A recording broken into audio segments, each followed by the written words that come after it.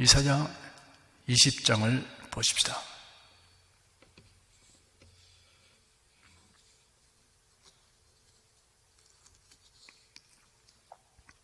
(20장) 1절 한 절을 다같이 읽겠습니다.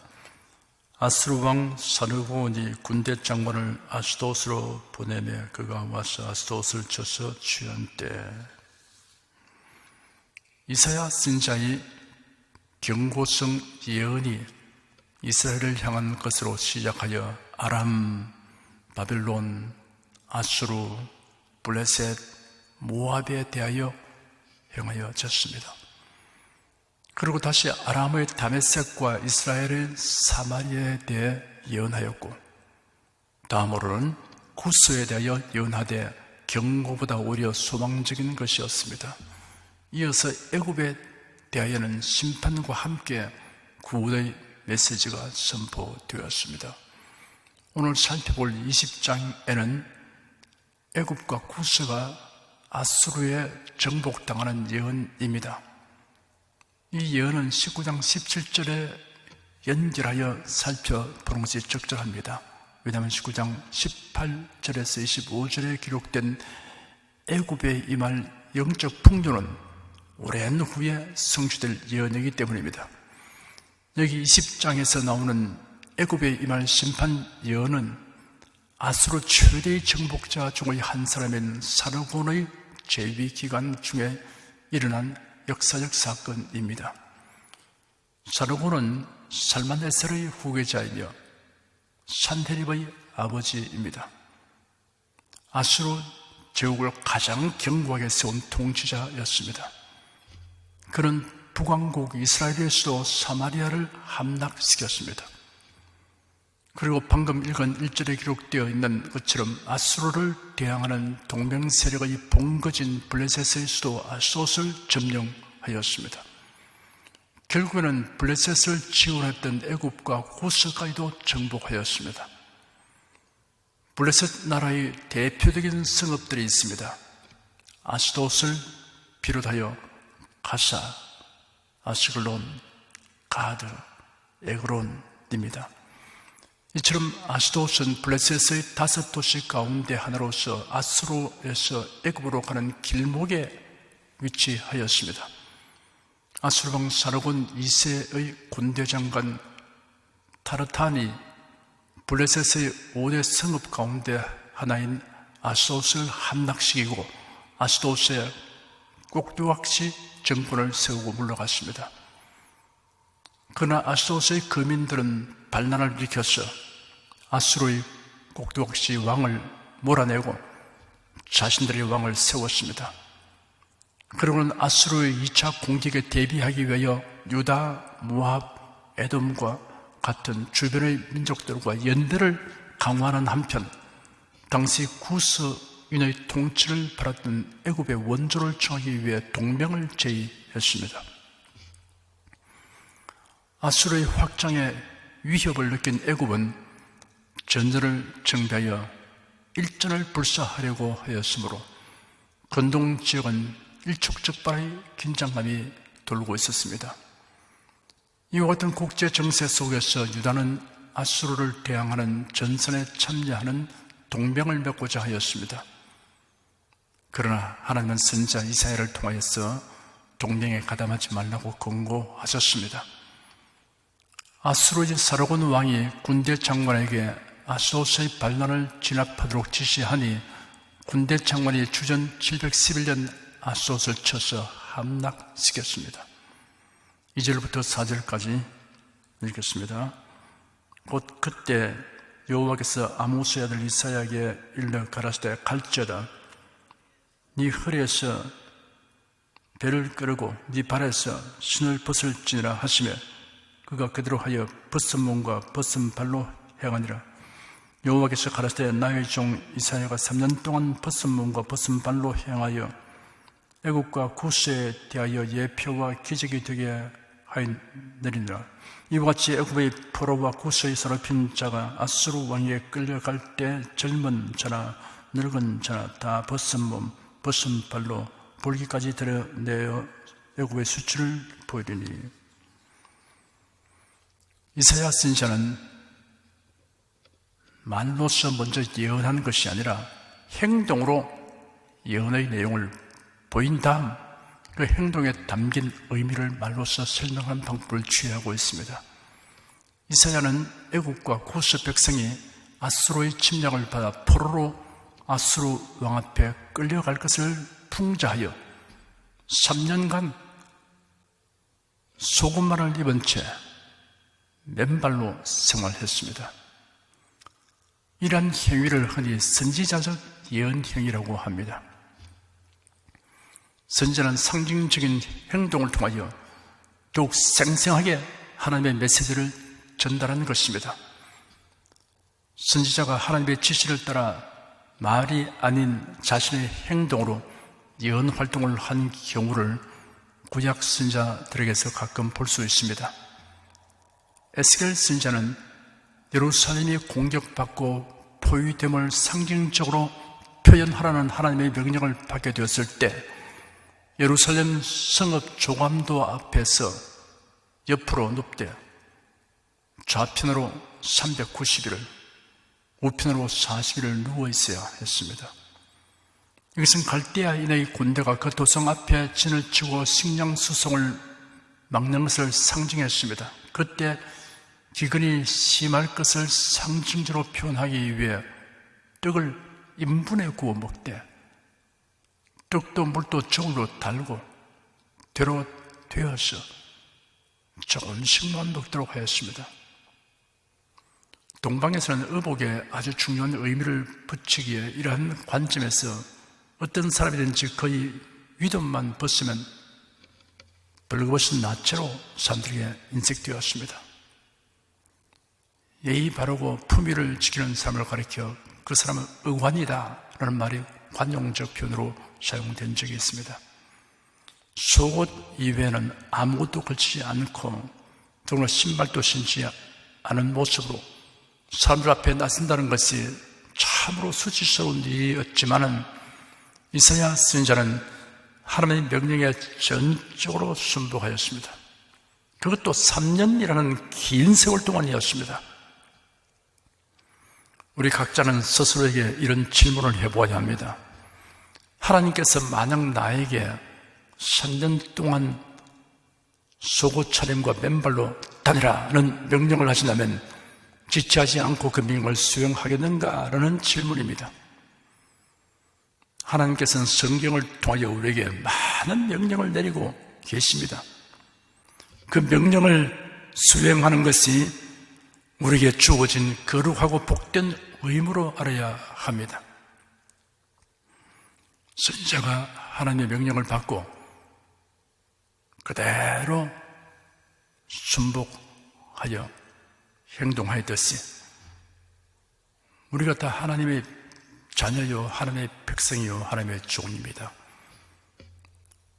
우리도 선지자와 다름없습니다. 하나님 말씀 명령을 받는 데 있어서는 다름이 없습니다. 성경에 수많은 명령들이 있습니다. 이 명령들을 우리가 귀를 기울여 듣고 그리고 괴로워도 힘들어도 그 말씀대로 행하여 살아가는 것이 마땅한 겁니다. 조금 힘들다, 괴롭다, 어렵다. 그래서 그런 것은 다 배제하고 자기가 좋아하는 것만 취사 선택해서 행하려고 한다는 것은 이것은 하나님의 종으로서의 마땅한 태도가 아닌 것입니다. 하나님은 그 자녀들에게 많은 신령한 종수를 다 주셨고 지금도 주시고 계시고 장차도 또 주십니다. 그런데 하나님이 주신 이런 명령들에 대해서는 그것을 거부하고 살아간다면 합당하지 않습니다. 왜냐하면 하나님은 우리에게 자녀로서 대우해 주시기 위해 한편 하나님은 우리를 종으로 부르고 있습니다. 종으로서 종은 주인에게 대해서 왜라고 물을 권한이 없습니다. 주인이 무슨 명령을 하는가 귀를 기울여 듣고 그 명령에 충실하게 행동하는 것만 그게 주어진 일인 것입니다. 그래서 우리는 하나님의 자녀로서 하나님의 주신 모든 은총을 만끽하면서 또 한편 종으로서 하나님의 명령이 무엇인가를 유심히 살피고 거기에 어떻게 온전히 순응해서 살 것인가 유의하는, 실천하는 이런 성도가 되어야 할 것입니다. 3년이라는 기간은 아수르 군대가 아소스를 포위하여 함락시킬 때까지의 기간을 가리키는 것이었습니다. 주전 713년에서 주전 711년까지 3년이 걸렸습니다. 아소스성은 강력한 요새로 구축되어 있어서 역사가 헤로도토스에 의하면 훗날 애국의 삼메티쿠스가 이곳을 아수르로부터 탈환하기 위해서 무려 29번이나 포위했다고 합니다.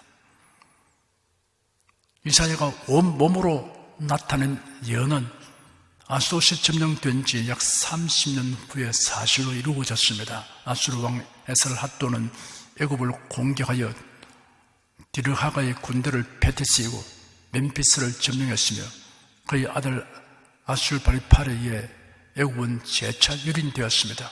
당시엔 노소를 불문하고 붙잡혀간 수많은 애굽의 포로와 고수의 사로잡힌 자는 벗은 몸과 맨발로 끌려가야 했습니다. 심지어 엉덩이가 드러나는 치욕을 감수해야 했습니다. 5절 한 절 읽겠습니다. 그들이 그 바라던 구스와 자랑하던 애굽을 인하여 놀라고 부끄러워할 것이라. 여기서 그들이란 애굽과 구스를 의지하던 유대인과 팔레스타인 거민들을 가리킵니다. 애굽과 구스가 포로된 소식은 그들에게 놀라움과 부끄러움을 안겨다 주었습니다. 그들의 놀라움은 그토록 강대하게 보이던 애굽과 구스가 몰락했다는 사실로 인한 것입니다. 그들은 애굽과 구스의 참패를 상상조차 하지 못했습니다. 그들의 부끄러움은 그러한 나라를 그들이 의지하고 자랑한 어리석음에 대한 것입니다. 6절 한 절 읽겠습니다. 그날에 이 해변 거민이 말하기를 우리가 믿던 나라 곧 우리가 아수르 왕에서 벗어나기를 바라고 달려가서 도움을 구하던 나라가 이같이 되었은즉 우리가 어찌 능히 피하리요 하리라. 해변 거민들이란 블레셋을 비롯한 모압, 에돔 등의 민족들을 가리킵니다. 이들은 모두 아수르를 대항하는 동맹에 참여했던 민족들입니다. 이들은 아수르의 위협으로부터 벗어나기 위해 서로 동맹을 맺고 강대국인 애굽을 의지했으나 하나님께서 그들이 전적으로 믿고 있던 애굽을 여지없이 무너뜨리심으로 그들이 절망의 탄식을 하게 될 것을 묘사하는 것입니다. 우리가 믿던 나라 곧 우리가 아수르 왕에게서 벗어나기를 바라고 달려가서 도움을 구하던 나라가 이같이 되었은즉 우리가 어찌 능히 피하리요 하는 것은 하나님보다 더 믿고 의지하던 것들이 무너지고 끊어질 때 느껴지는 암울한 절망의 표현입니다. 하나님의 백성에게 던지는 선지자의 물음이 이 중에 함축되어 있습니다. 왜 하나님으로 피난처를 삼지 않느냐? 왜 하나님을 의지하지 않느냐? 라는 질문입니다. 공경에 처할 때는 우왕좌왕하지 말고 하나님께 톡 매달려야 합니다. 이스라엘 초대 왕 사울은 위대한 선지자 사무엘이 죽었고 블레셋의 침공 소식은 들려오니 의기소침하였습니다. 어떻게 이 난국을 회창할 것인가 밤잠이 오지 않았습니다. 이런 상황에서 그가 하나님께 기도한 것이 아니라 엔돌의 신재판 제인을 찾아가서 물었습니다. 그가 그곳에서 낙담되는 말을 듣게 되었습니다. 결국 사울 왕은 하나님께로부터 버림을 받았습니다. 우리가 난관에 직면했을 때, 공경에 빠졌을 때, 이때 어떻게 처신하는가? 이것이 대단히 중요한 것입니다. 이럴 때 우리가 하나님을 더 깊이 의지해야 하는 것입니다. 히스기야 왕은 아수르의 침공으로 예루살렘 성이 포위되어 나라의 운명이 풍전등화 같이 된 위급한 시점에서 다른 나라의 원병을 청한 것이 아니라 하나님의 전에 올라가서 기도했습니다. 그 결과 하나님의 도움으로 아무런 피해나 수치도 당하지 않고 나라를 지켰습니다.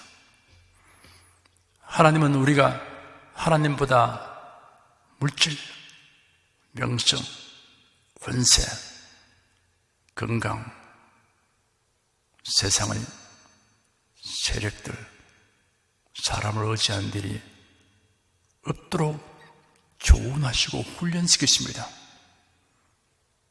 처음부터 전적으로 하나님을 의뢰하고 사는 신자가 많지 않습니다. 여러 훈련 과정을 통해서 교육을 받고 그렇게 해서 이제 하나님만 의지한다, 하나님만 바라본다, 이렇게 고백하는 겁니다. 주님을 의지합니다. 주님을 바라봅니다. 이런 찬송을 부르게 된 것입니다. 사람이나 세상에 대한 것을 우리가 다 무시하는 건 아니고 그게 의지하고 도움을 구하고 하는 것은 필요합니다만 그러나 그것을 하나님 자리에다가 두면 안 된다 그랬습니다. 하나님을 의지하는 것이 항상 우선이고 기반이고 중심입니다.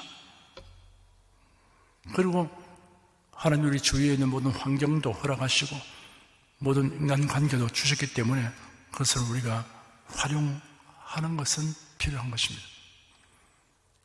그런데 하나님을 대신해버리면 그것이 곧 우상되는 겁니다.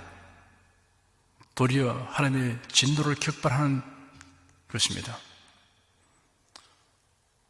여러분 일생 살면서 여러 가지 문제를 만날 때마다 하나님만 의지하는 훈련받는 시간이 왔구나, 교육받는 학교에 들어왔구나, 이렇게 생각이 됩니다.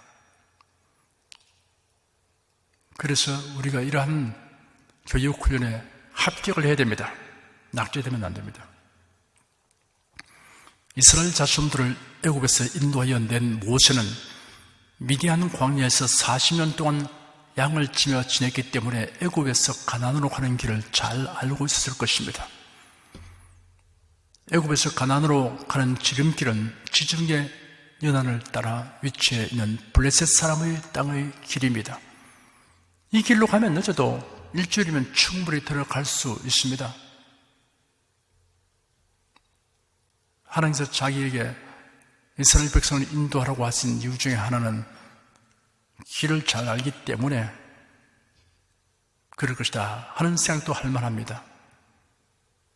도대체 애굽에서 가나안으로 가는 게 어디에 있는지 그것을 전혀 모르는 상태에서는 당혹스러울 것입니다. 그런데 지도자가 그걸 모르면 어떻게 합니까? 다른 사람이 물어서 말하면 그것도 확실치 않죠. 그런데 자기가 환히 알고 있으면 아주 여유 있게 담대히 인도할 수 있습니다. 그래서 자기가 알고 있는 길로 인도하는 겁니다. 그런데 이러한 직행길을 두고 최소한 800리나 되되는 시내 반도의 가장 먼 지점까지 하나님께서 인도하셨습니다. 하나님께서 구름 기둥을 보낸 겁니다. 그 구름 기둥은 하나님의 인도하시는 손길인 것이 너무 명백한 겁니다. 구름 기둥이 인도하는데 보니까 전혀 방향이 달랐습니다. 그들을 광야로 인도하셨습니다. 그 이유는 하나님만 바라보고 의지하도록 훈련하기 위한 것입니다. 평탄한 길, 잘 아는 길로 가게 되면 하나님을 잊어버립니다. 자기 지식과 경험과 수단과 능력으로 충분하다 생각합니다. 그런데 광야길로 접어들면 모든 것이 다 막막합니다. 여러 가지 어려움이 다가오는 겁니다. 하나님 도와주세요. 인도해 주십시오. 함께 해 주십시오. 이렇게 매일 매 순간 부르지 않으면 안 되게 되는 겁니다. 그러면서 하나님께서 그 전능하신 능력으로서 그들에게 문제를 해결해 주신 것을 체험하게 되면 여기서 우리 신앙이 깊어지고 자라게 되는 것입니다. 이스라엘 백성들에게 이런 훈련을 시키려고 인도해 주었으니 그냥 광야에 유기시킨 것 아닙니다. 팽개친 것 아닙니다. 하나님께서 교관으로서 훈련하는 저자로서 연단을 시키고 체험을 하고 믿음을 더 견고히 하고 이러한 목적으로 광야로 이끌기 때문에 오히려 흥미진진하게 나아가면 되는 겁니다. 거기서 하나님만 바라보는 부분을 배우면 되는 겁니다. 여러분 잘 알다시피 이스라엘 자손들은 이러한 교육과 훈련에서 낙제했습니다. 소수의 사람들을 빼고는 다 낙제생이 되었습니다. 다윗은 이러한 훈련에 합격하였습니다. 그 간증이 시편에 많이 있습니다. 시편 146편에 보면 할렐루야 내 영혼아 여호와를 찬양하라. 나의 생전에 여호와를 찬양하며 나의 평생에 내 하나님을 찬송하리로다. 방백들을 의지하지 말며 도울 힘이 없는 인생도 의지하지 말지니 그 호흡이 끊어지면 흙으로 돌아가서 당일에 그 도모가 소멸하리로다. 야곱의 하나님으로 자기 도움을 삼으며 여호와 자기 하나님에게 소망을 두는 자는 복이 있도다 라고 기록되었습니다. 다윗이 난관을 만나고 공경에 빠지면서 그가 경험한 체험담을 이렇게 필요하는 것입니다.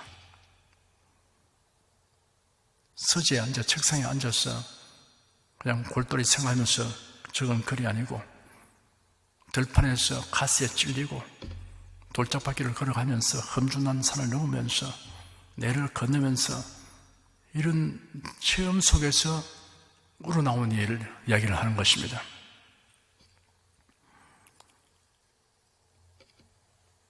방백들을 의지하지 말며 도울 힘이 없는 인생도 의지하지 말지어다. 그 호흡이 끊어지면 흙으로 돌아가서 당일에 그 도모가 소멸하리로다. 여러분 악한 자들이 아무리 힘을 가지고 날뛰어도요 사람으로서는 속수무책이다. 어떻게 해볼 도리가 없다. 사람이 도리가 없는 것이지 하나님이 할 도리가 없는 게 아니잖아요. 하나님을 깊이 의지하고 우리 할 일을 다 하면 하나님께서 문제 해결은 간단하다 그러죠. 왜? 그렇게 강력한 권력을 가지고 강력한 수단을 가지고 있는 사람도 그 생명이 코에 달려있다. 하나님이 코를 천사 보내서 5분만 딱 쥐고 있으면 그 도모가 다 하사입니다. 거의 모든 계획이 거의 모든 수단이 다 허무하게 되고 마는 것입니다. 하나님을 의지하는 자에게 이러한 항상 소망이 있는 것입니다.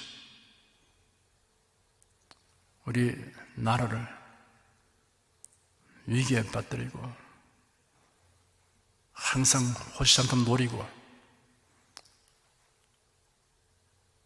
전쟁 무기로 대량 살상 무기로 위협을 하고 이런 자들이 있습니다. 감당할 길이 없다. 우리 힘으로 어떻게 할 수 없다. 그렇습니다. 우리 힘으로는 할 수 없는 것이 하나님이 할 수 없다는 말이 아니지 않습니까? 우리가 하나님께 사랑을 받고 긍휼의 힘을 받게 되고 하나님의 인정을 받게 되면 이제는 하나님이 어떻게 하실까 하는 기대감을 도리어 가진 겁니다. 하나님이 간단히 처리합니다. 여기 있지 않습니까? 다윗이 감정이요 거의 고백 가운데 있지 않습니까? 그 호흡이 끊어지면 흙으로 돌아가서 당일에 그 도모가 소멸하리로다. 하나님의 그 생명을 데려가 버리면 되는 겁니다. 사람이 살다가 이 땅을 떠나면 그를 아는 모든 분들이 굉장히 아쉽게 여기고 그 사람을 추호하고 그 사람의 삶을, 인격을, 신앙을 본받겠다고 마음에 다짐하고 그리워하고 이런 사람이 정말 행복한 사람이죠. 그런 사람은 하늘나라 들어가서도 하나님께서 얼마나 귀하게 보시고 또 상을 주시겠습니까? 그 사람이 망했다, 패했다, 죽었다 그러면 많은 사람들이 안도의심을 쉬고 잘됐구나 이렇게 하는 그것이 얼마나 큰 비극입니까? 우리가 언제 어느 때 부름받아갈지도 모릅니다. 그러나 그것보다도 중요한 것은 이 땅에서는 하나님을 사랑하고 경외하고 많은 사람의 훌륭한 믿음을 본을 끼치고 이렇게 살다가 부름받는 성도가 되어야 할 것입니다. 사도 바울도 이러한 훈련에 합격하였습니다. 고린도 후서 1장에 기록하기를 형제들아 우리가 아시아에서 당한 환난을 너희가 알지 못하기를 원치 아니하노니 힘에 지나도록 심한 고생을 받아 살 소망까지 끊어지고 우리 마음에 사형선고를 받은 줄 알았으니 이는 우리로 자기를 의뢰하지 말고 오직 죽은 자를 다시 살리시는 하나님만 의뢰하게 하심이라고 하였습니다. 바울이 죽을 고비를 겪고 엄청난 고난을 겪으면서 왜 이런 일이 연속해서 다가올까 하는 생각도 하게 되는 것이고 이걸 어떻게 헤쳐나갈 것인가 그런 마음에 큰 근심도 하게 되었을 것입니다. 여러 가지 많은 복잡한 생각들이 그 마음에 있었습니다. 그런데 그를 통과했습니다.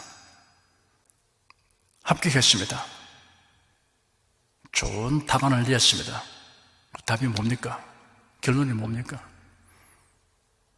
이런 일을 통해서 자기가 하나님이 훈련시킨 이유를 알게 됐다는 것입니다. 자기를 의뢰하지 말고 오직 죽은 자를 다시 살리시는 하나님만 의뢰하도록 하기 위해서였다. 이게 정답입니다. 결론입니다. 우리가 바울처럼 그렇게 엄청난 시련을 겪지 아니해도 거기에 비하면 아주 사소한 일을 당해도 우리가 행하는 일이나 인간관계에서나 그런 일을 당해도 거기서 똑같은 결론을 도출해내면 됩니다. 여러분 똑같은 명답을 손에 쥐면 됩니다. 하나님만 의뢰하라. 이걸 배웠다. 이렇게 말할 수 있으면 좋은 것입니다. 여러분께서 모든 일을 통해서 하나님을 바라보고 의지하는 것을 배우는 결론을 얻게 되기를 축원합니다. 기도하겠습니다.